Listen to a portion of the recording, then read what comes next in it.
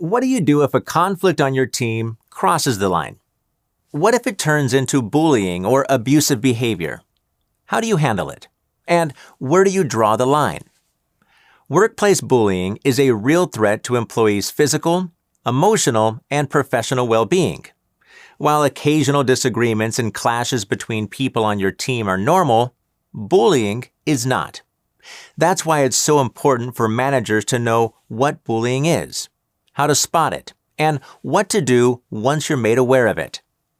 So let's start by answering these questions.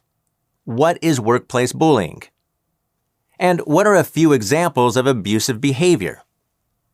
First, workplace bullying is any repeated and malicious behavior that causes physical or emotional harm.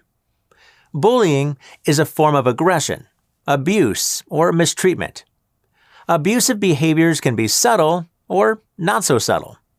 Some examples of bullying include purposefully ignoring, excluding, or ostracizing someone from work activities or opportunities, publicly berating, mocking, or ridiculing others, yelling at someone aggressively, spreading malicious rumors or misinformation, tampering with someone's personal belongings, making someone the target of mean-spirited pranks or jokes, and sabotaging others' work or denying them access to work-related information and resources.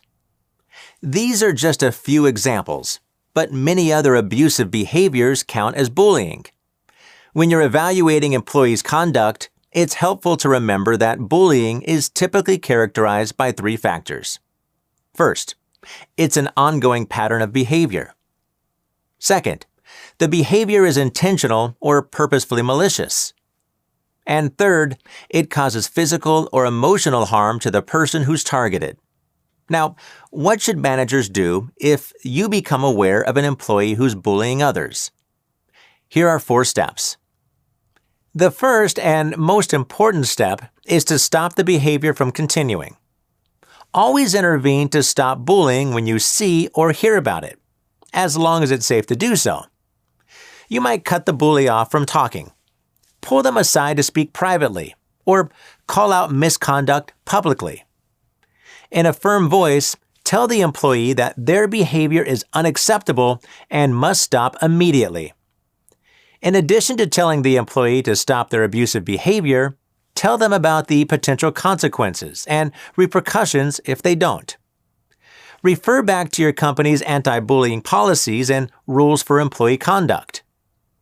Third, always document misconduct and report it to human resources.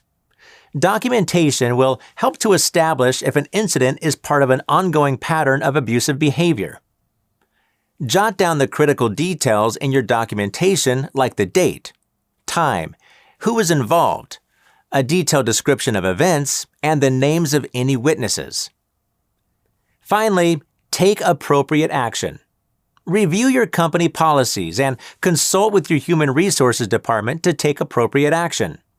For example, perhaps your company addresses first-time violations with a verbal warning. If the abusive behavior continues after a verbal warning, company policy might then call for a formal investigation and more serious disciplinary action, such as termination. There is nothing healthy or constructive about bullying in the workplace. So take a zero-tolerance approach. Communicate clear expectations for employee conduct as well as consequences for violating the rules. By stopping bullying when you see it, documenting and reporting incidents to human resources, and taking appropriate disciplinary action, you can banish bullying and maintain a safe and respectful workplace for everyone on your team.